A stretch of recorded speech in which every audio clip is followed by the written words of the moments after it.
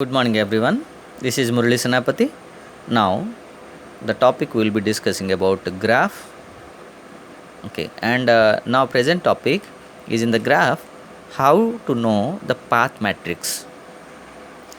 So now let us discuss what is a path matrix. So what is a path matrix? So if you identify, if you see, say this is my graph. Okay, this is a sample example of graph I have taken. In this graph, there are three nodes are there A, B, C. Now we know what is a adjacency matrix, how to find the adjacency matrix for the graph, right? So suppose for this graph, if I will represent an adjacency matrix, we are considering there are three nodes are there. Accordingly, 3 cross 3 is the matrix size. And here we are representing, say, nodes are A, B, C. So row wise A, B, C is present, and column wise also A, B, C is present. And whenever there is a value we are writing, it is representing that there is a edge exists from a source to destination. Suppose A to A, there is no edge is there, so it is 0. A to B, there is a edge exists. A to B, there is a edge exists, so it is 1. So A to C, there is no edge, so it is 0, and so on. So now similarly we are finding the adjacency matrix. So here it is 1 is present, here also 1 is present, so that is B to A. Then B to C, there is one edge is exist. C to A, there is one edge is exist, right? Now this is representing that from a source to destination using a single edge we can move. Now path matrix, what it is path matrix says it is similar to adjacency matrix, and what it is representing is it will show whether there is a path exist or not between a pair of vertices. Means suppose A to A, here it is containing 0. Okay, so between these two pair, whether there is a path exist or not, that may be using single edge or multiple edges. If you check in this diagram, you can see A to B you can go, then using E1 you can go, B to C you can come, and C to A also you can come back.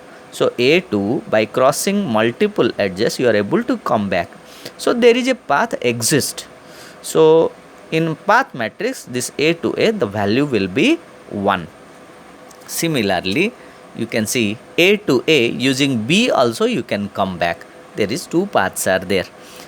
Say for example here A to C, A to C, it is containing 0. In path matrix, A to C will be containing 1. Why? Because using B you can come. So A to C, there is a path exist. So you have understood. So this is what about the path matrix. So you can read it. Path matrix contains information about the path exist or not between every pair of vertices. Now to find the path matrix, it's common mathematical matrix multiplication. Using that you can find. Suppose if you assume, say Q is this name of the matrix, which is my adjacency matrix, which contains there exists a path between every pair of vertices using one edge, using single edge. This is using single edge. Now we will be finding Q multiplied by, it is another Q only, same data I have written again. Okay, here also you can see 1 0 1 0 1 0 1 0 1, okay, and 1 0 0.